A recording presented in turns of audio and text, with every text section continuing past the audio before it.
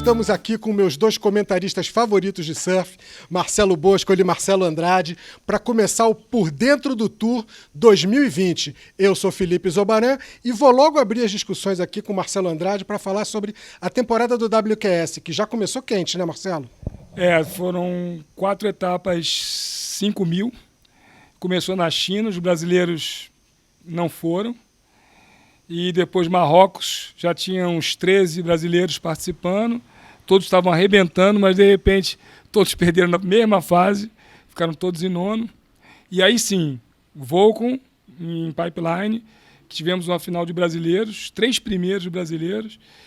E Fernando Noronha, que o marroquino ganhou, mas os brasileiros também dominaram. Tanto que os irmãos Dantas, um ficou em segundo, o Wesley, e o Igor ficou em terceiro, e o Jadson, grande campeão no ano passado, ficou com a terceira colocação, perdeu só para o campeão. Então, está começando, o que importa são os eventos de 10 mil, mas para os brasileiros, tipo o Igor, que é o líder do ranking, ajuda muito começar bem com uma vitória e uma terceira colocação. Foi assim que o Jadson começou ano passado. Marcelo Boscoli, o Igor campeão do Volcom Pro em Pipeline, 3 brasileiros na final. Os havaianos devem estar pirando a cabeção, né? Cara, inacreditável, assim, final de sonho pro Brasil. Se a gente parar para pensar, as 2 últimas finais em Pipeline, uma homem a homem, a outra de 4. 6 surfistas dentro d'água, 5 brasileiros, galera. É de botar qualquer havaiano, qualquer cara que não seja brasileiro de cabeça realmente muito quente, né, cara? O Igor, com certeza, é um surfista que cresceu sonhando com esse título. Esse título coloca ele a um passo de um outro sonho, que é retornar ao CT. Agora, Felipe, eu acho que tem uma coisa aí fundamental para a gente ter tido esses 3 brasileiros numa final de Pipeline. Fora o alto nível que o brasileiro hoje mostra em qualquer tipo de onda, não tem mais aquele negócio, naquela condição não, é qualquer condição. Agora, prioridade, né, cara? Prioridade mudou tudo. Quem vem de outros tempos da competição como eu, sabe a luta e o sufoco que era competir no Havaí, principalmente no Havaí, em Pipeline. Então nem se fala sem prioridade. Era um jogo quase que de vida ou morte. Então a prioridade fez com que realmente tenha passado a valer muito a performance, o desempenho. E o Igor surfou muito bem. Diga-se de passagem, na final principalmente, ele venceu não entubando, coisa que ele fez durante o campeonato inteiro, mas com aquela manobra que ele mais se destacou dentro do circuito mundial, e é a raiz do surf dele, né? Pancada de backside. E a gente não pode deixar de mencionar também o João Vitor Chianco, o Chumbinho, que fez final em Pipeline. É um cara que pega muito bem no Havaí, já foi, se eu não me engano, chegou nas nas quartas de final, no evento de Sunset. Então, tanto o Wesley quanto o João Chumbinho são surfistas que nos dão uma grande esperança no futuro. São surfistas que podem definir um circuito mundial, uma classificação para QS no Havaí, em Pipeline e Sunset. Bacana, é isso mesmo. Marcelo, eu queria que você falasse um pouco do Igor. O que a gente pode esperar dele esse ano? Porque ele começou tão quente, tão bem, é um surfista que bate tão pesado, tão forte, né? Mas, ao mesmo tempo, eu não sei se ele traz um frescor. É uma impressão errada minha? O que você acha? Eu acho que ele teve um ano passado muito ruim, estava, acho que até fora do peso. Parece que ele assim, não estava animado, entusiasmado, e começou talvez a pesar a questão da carreira, né? Perdeu o patrocínio da Quicksilver, começa a ver que está ficando para trás, e assim, teve uma reação. A reação veio logo no começo do ano, ele está mais magro, ele é um cara que gosta de ficar muito tempo no Havaí, surfa bem, como o Marcelo falou, é um título que é o sonho da carreira de qualquer atleta que sabe entubar como ele muito bem. E eu acho que esse ano, agora, ele pegou um gás. Eu acho que agora ele tem tudo para chegar nos 10 mil e ter a sua classificação de volta. E ainda tem o irmão junto, né? Porque foi incrível a gente ter no Hang Loose uma bateria entre 2 irmãos. Não é uma coisa normal, né? E os dois pegando muito, fizeram uma bateria linda lá, né? O que você acha assim, dessa coisa da família, do Wesley? Você falou um pouco do Wesley agora, mas eu vejo muito esse negócio de família no circuito, né? O Medina com o Charles, o Ricardinho, com o Felipe, mesmo o Pinga, que é um paizão lá de uma porção de surfistas. O que você acha assim, desses caras terem os Dantas, né? Os Dantas são a coisa mais quente do começo da temporada de 2020. É fato. Eu acho que você ter um irmão, um parente ou um amigo muito próximo com você no circuito, ajuda muito, muito. Não só no circuito, como no dia a dia, em treinamento, em tudo, em puxar, em estar ali, de repente, falando aquela coisa, aquela opinião sincera a respeito de uma prancha. Então, acho que principalmente para o Wesley, que é o mais novo, essa oportunidade de estar convivendo, disputando e, eventualmente, até vencendo baterias contra o Igor, é uma chance de ouro, né, cara? E ele está sabendo aproveitar.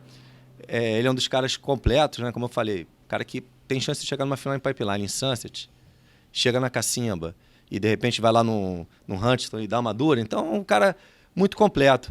A gente comentou também das primeiras etapas. Assim, uma coisa que me chamou a atenção, Felipe, foi que, não sei se por conta da crise, a gente sabe esse problema todo aí, inclusive depois a gente pode até falar da Hurley, muita gente sendo mandada embora, contenção de despesas e tudo. Cara, nenhum brasileiro na China. Foi um campeonato 5.000 pontos. A gente viu o próprio Samuel Pupo ano passado ali, chegou no Havaí precisando de uma pontuação, não conseguiu. Nenhum brasileiro. Marrocos, poucos brasileiros também.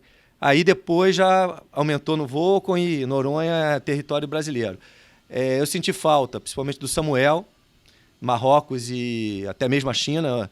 Eu acho que ele é um cara bem patrocinado. O Erdi, acho que a mídia está precisando de alguma notícia aí do Erdi. Cadê o Erdi? É aquela contusão. Mas é aquela desde Saquarema, Marcelo? Ele botou no Instagram que ele não foi porque estava querendo ficar 100% e o objetivo dele são os eventos de 10 mil. Cara, um ano quase sem o Erdi competindo, foi lá na piscina e tal, mas é um cara que faz muita falta pro circuito mundial, né, cara? O ranking a gente vai falar um pouquinho aí mais na frente, mas basicamente esses caras aí chamaram a atenção, a ausência deles. Eu gostaria de ver um maior número de surfistas. Sei que é por condição financeira, dificuldade toda, mas eu acho que com esse domínio todo ainda dá para ter. Espero que tenha mais brasileiros disputando as etapas do QS esse ano. QS que vai mudar esse ano, né? Tem coisas diferentes acontecendo. Vocês podem dar uma palhinha aí para o pessoal sobre as principais mudanças desse ano no WQS?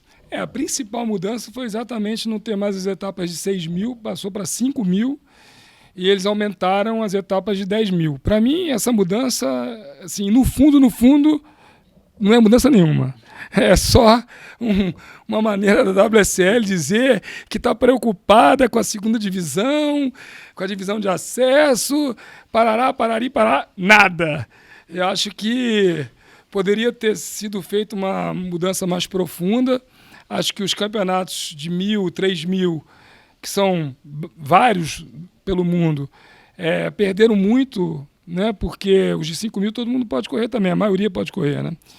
E os 10 mil não, só podem correr um número limitado de atletas. Então os de 1.000, 3 mil, praticamente vai ser regional, vai ser localizado o campeonato. No Marrocos só vai correr marroquino. Ou um brasileiro que esteja lá passeando, vou pegar uma zona do Marrocos que eu gosto, vai lá, se inscreve. E não teve mudança praticamente nenhuma, na minha opinião. Segundo o Marcelo, foi horroroso. Boscoli, que você concorda? Você tem alguma opinião diferente? Eu acho que surtiu algum efeito, sim. Eu acho que a intenção foi aumentar a distância, né? 6 mil passou para 5 mil e 10. Então, valorizar o evento 10 mil. Aí o que a gente pode achar que foi bem sucedido nisso aí?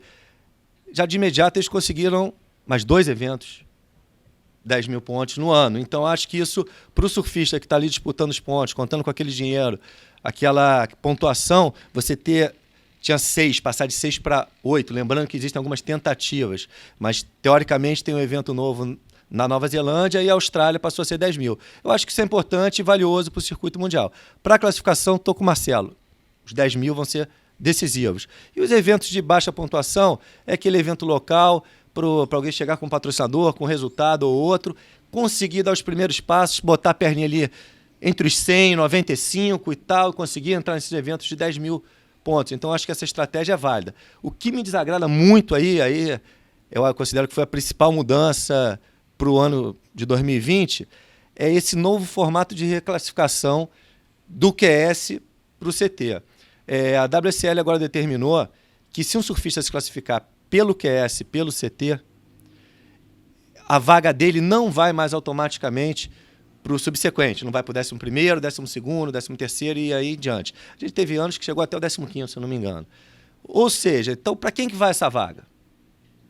O que a WSL tem tido problema nos últimos anos?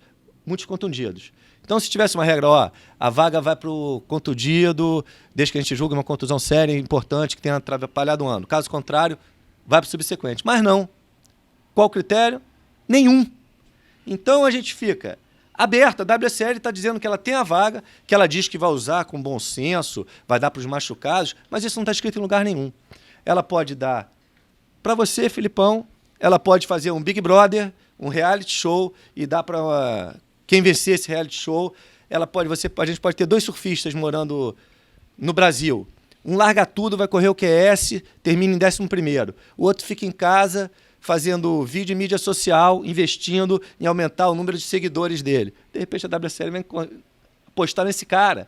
Então eu acho que esse caminho fica um caminho escuro e eu, pelo lado esportivo, eu gosto das coisas bem claras e me desagrada ver a entidade com tanto poder para decidir quem entra.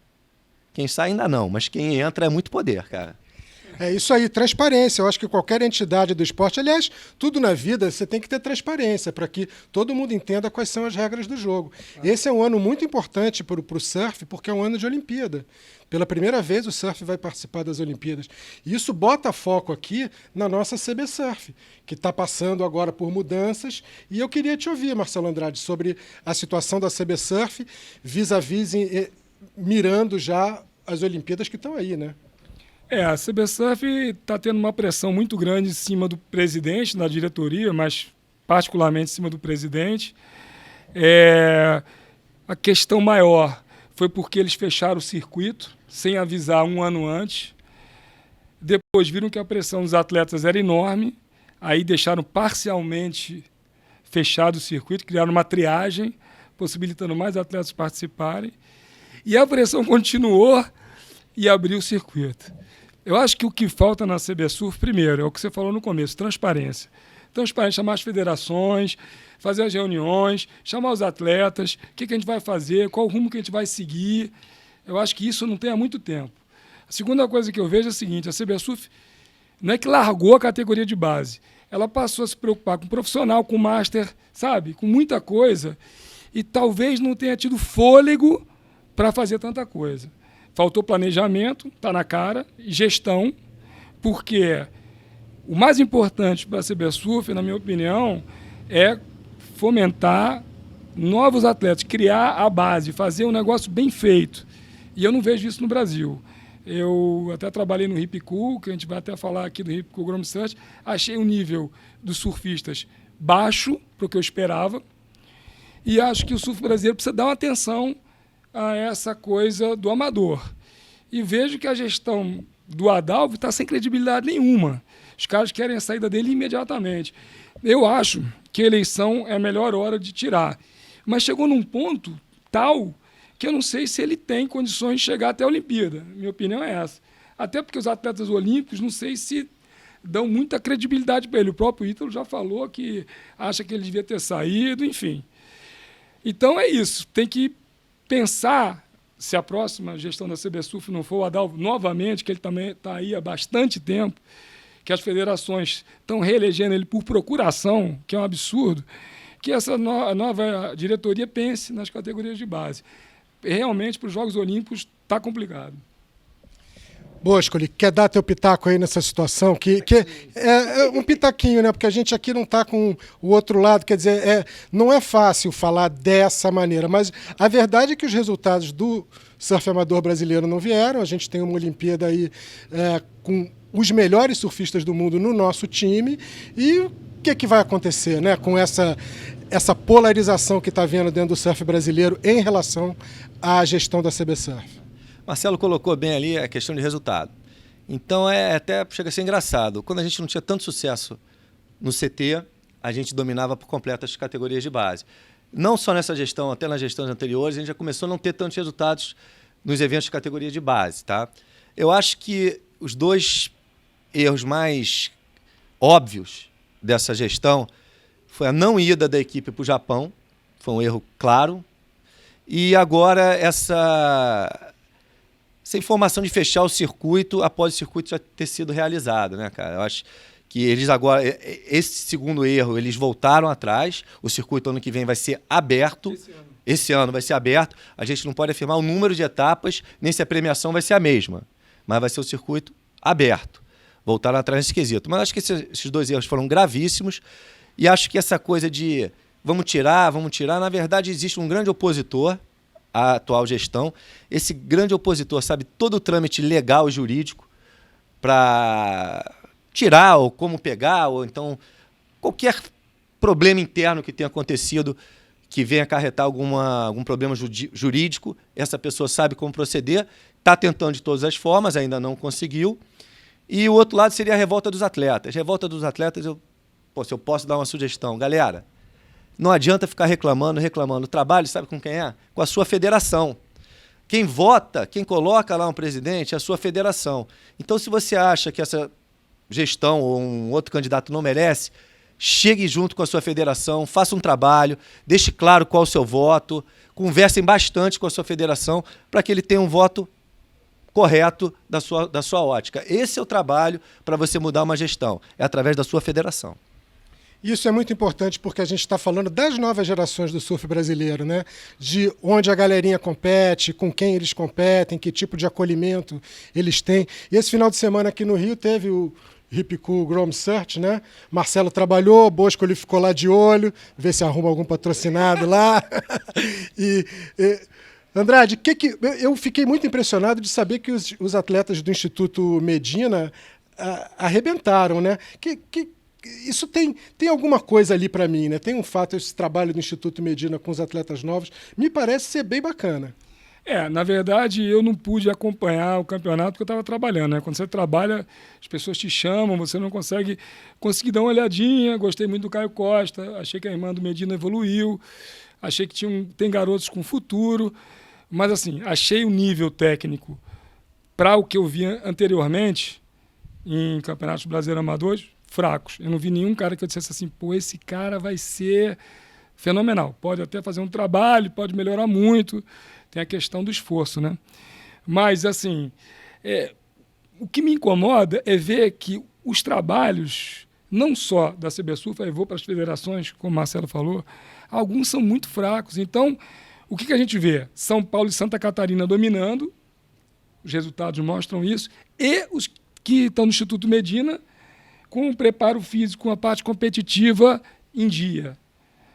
Então, assim, é trabalho, amigo. Se você não fizer trabalho, a Federação do Rio está tentando reerguer. Mas quantos inscritos tinham do Rio lá? Pouquíssimos. O campeonato em casa. A Federação, sei, porque eu também faço parte da diretoria da FECEG, sei o empenho que estão fazendo os campeonatos, as associações, Saquarema, todo mundo fazendo um campeonato no Niterói, mas a gente não consegue ainda grandes nomes. O Sani Pires, de Búzios, surfou muito bem. No treino, chegou na bateria, não foi bem. Tem o Rickson Falcão, que é muito bom, que eu não vi lá no campeonato. E tem outros garotos do Rio que, assim, dão esperanças, né? Os nordestinos sempre fazem 2 ou 3. Tinha um cara de Natal surfando muito bem lá. O cearense tem muito trabalho na categoria de base, mas poucos tiveram grana para vir para o Rio. Enfim, as federações têm que fazer um trabalho forte para que a gente possa também, não vou falar só da CBSurf, para a gente ter uma categoria de base forte. Legal. Cê sabe que eu fiquei emocionado de saber que o Medina estava lá? Achei isso, assim, maravilhoso, você ter um sujeito que é um dos melhores surfistas do mundo, né? Ali vendo a garotada e dando força. Acho que isso tem um peso na formação muito grande. Quem que você achou que foi destaque lá no campeonato, Marcelo? Marcelo colocou aí. O Caio Costa, na verdade, pegou muito. Teve um round lá que ele tirou 2 notas na casa dos 9, se eu não me engano. É o único tetracampeão dessa competição. Ele venceu em todas as categorias e ainda se despede como bicampeão da categoria principal. Então, é um atleta do Instituto Medina, é um cara que com certeza vai tentar já, logo a sorte no QS, vai tentar o seu lugar, vai buscar o seu lugar no espaço internacional. A Sofia, como o Marcelo falou, o que mais chama atenção é a evolução rápida dela. Ela parece não ter o corpo ainda talhado de uma forma tão natural para o surf, tão flexível, uma habilidade tão grande assim, mas é uma pessoa que certamente trabalha muito em cima do corpo dela, trabalha muito em cima da leitura de onda dela e vem evoluindo bastante. Acho que ela pode chegar no CT um dia. E duas coisas que me chamaram a atenção. Marcelo falou pouco número de cariocas inscritos. Cara, eu entendo que você, quando tem um campeonato num determinado estado, esse estado sempre vai ter o maior número de inscritos. E o Rio tinha um número muito pequeno de inscritos, o que me deixou bastante triste. Por outro lado, a maior alegria do Rio veio o garoto ganhou a categoria mais jovem, sub-12, se eu não me engano. Acho que é Pablo Gabriel. Ele é filho do Paulo Pequeno. Do Paulo Pequeno. É Pablo Gabriel o nome, né? Frio. Pablo Gabriel, surfista de Cabo Frio, pega muito bem. Tem um surf extremamente polido, principalmente para a direita.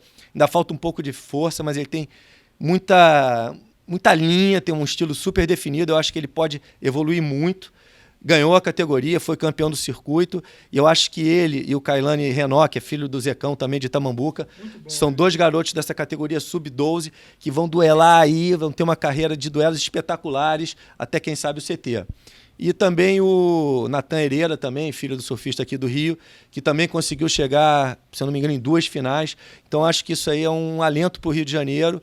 A gente vê que a gente tem 2 surfistas tão jovens, junto com o Rickson Falcão, que não disputou, estava treinando no Peru, parece, mas é um surfista que tem tudo para crescer muito no primeiro nível nacional, depois mundial. Então acho que o Rio... E o Sani Pires, que é do Instituto Medina também. É o Sani Pires também, mas principalmente esses 3 da categoria, digamos, sub-12. Então acho que o Rio, o estado do Rio de Janeiro está com uma oportunidade aí de voltar a ter uma luz brilhando. Vamos torcer. Só um adendo, né? O Rio, esses últimos anos, ele fez boas surfistas. As meninas surfam muito bem. Nesse campeonato elas já estouraram a idade, mas a Maju Freitas, filha do Marcelo Freitas, a Júlia Duarte e a Júlia Camargo, enfim. O surf feminino carioca, ele melhorou muito. Falta agora os rapazes acompanharem o ritmo. Filipão, vou mudar um pouquinho de assunto, só que acabou que a gente não falou do ranking do QS, como é que está esse ano aí. Então é super no início, está começando agora ainda o circuito, mas eu observei algumas coisas ali que me chamaram bastante a atenção. Um número muito grande de países ali, nacionalidades distintas entre os 10 primeiros. A gente tem marroquino no caso, peruanos, americanos, brasileiros, francês. Então isso é uma coisa que mostra que o surf cresceu muito a nível mundial. É uma coisa que hoje em dia as informações vão muito rápidas, muitos vídeos, muitas imagens, muitas informações. Você consegue evoluir em qualquer praia do interior de qualquer cidade. E então a gente tem o Hansi, que é o marroquino, liderando o circuito. Ele é um surfista muito bom, ele já foi vice-campeão do Pro Júnior para o Medina, em Santa Catarina.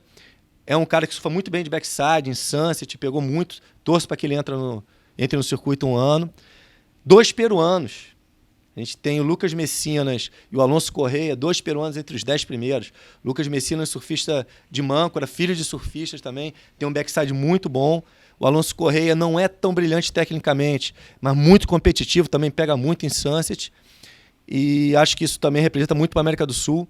E em 9º e 10º ali, o João Chianca e o Wesley. Isso é uma vitória enorme para esses 2 surfistas. Essa geração, o Wesley um pouco mais velho, depois João Chianca, Erdi e Samuel Pupo, é o que o Brasil tem de melhor aí para manter um domínio nas 5 primeiras colocações do circuito mundial. Então, só quero dar os parabéns para esses garotos e espero ver eles logo, logo no CT. Legal, você falou desse negócio da internacionalização do surf, né? Uma das coisas que eu acho mais bacanas é que hoje em dia a gente está vendo como tem onda na Europa, né? Na Espanha, Portugal, na França. Cada vez que aparece um vídeo desse, outro dia apareceu o vídeo de uma direita, no campeonato que teve na Espanha aí, 3, 4 dias atrás, impressionante. E aí a deixa para a gente falar de Nazaré, né? Um campeonato de Tauim, um campeonato em ondas gigantes, que quase acaba em desastre, né, Marcelo Andrade?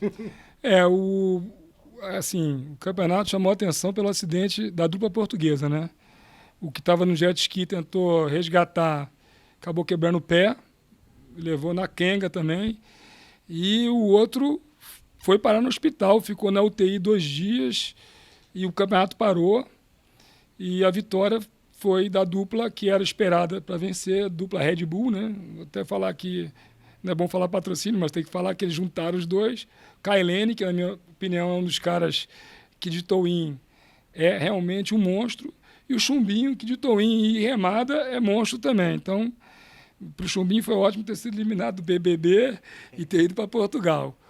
Agora, tem aquela questão, né, que eu vou até deixar o Marcelo falar. Os caras decidem quem é que vai ser o campeão. Eles votam. Você concorda com isso, Marcelo?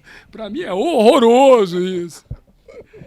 Cara, esses critérios festivos da WSL, eu acho até que no primeiro ano, talvez todo mundo com a maior seriedade vote ali, mas aí depois acaba pesando a amizade, ou então a própria inimizade com algumas pessoas. Eu acho esse critério muito fraco e eu não gosto disso, cara. Falar campeonato de onda gigante. A WSL tinha um circuito, o circuito mundial de onda gigante existia, a WSL se apossou, comprou, o que quer que seja. Eu achei que ele fosse crescer. E esse circuito desapareceu.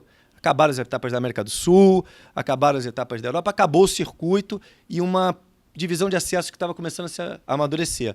Hoje em dia é decidido numa etapa em Jaws, que, pô, vamos falar sério, cara, 90% dos convidados são americanos, 80% havaiano, cara, convidar a mamãezada, é que nem o Mundial. Outro exemplo, o Mundial não, os eventos de aéreo da WSL no circuito mundial. Tudo convidado. Vamos lá. Quem é convidado de brasileiro sem ser do CT? Ninguém. Será que o Brasil domina tudo, é conhecido como o maior país de aerialistas e não tem ninguém para ser convidado? Cara, esse tipo de campeonato, quando você não tem um sistema de classificação, para mim, é evento de amigo. É campeonato da patota. Então, eu acho que tem que ter sempre as regras mais claras para você saber como você pode participar daquele evento um dia. E que não seja mandando cartinha para ninguém, né? Concordo. Esse tipo de controle que a WSL quer ter sobre os campeonatos, muitas vezes é danoso para quem está vendo e quer essa transparência. Claro. Quer essa transparência, quer critérios claros para que os resultados não se resumam a uma percepção subjetiva de quem está julgando porque é amigo ou patrocinado, ou seja lá o que for, né? Agora, uma palavrinha a mais sobre o Chumbo, que saiu do BBB para... Realmente, o cara é um fenômeno, né? Eu acho que ele tinha mais aqui para o BBB mesmo, está se divertindo, está curtindo a vida. Mas quando se fala de onda grande, ele é incrível. Porque o Kailane pula muito, né? Eu acho que ele pula demais. Mas o Chumbo não, o Chumbo crava a borda, hein? Ele é um cara que tem uma estrutura muito forte, está se preparando muito bem. O Bully está treinando ele tem uma estrutura hoje em dia por trás dele muito grande, patrocinadores fortes. Mora num lugar que tem onda realmente pesada no inverno, Saquarema. Então é um cara que tem tudo para continuar sendo um dos melhores do mundo, quem sabe o melhor do mundo tranquilamente.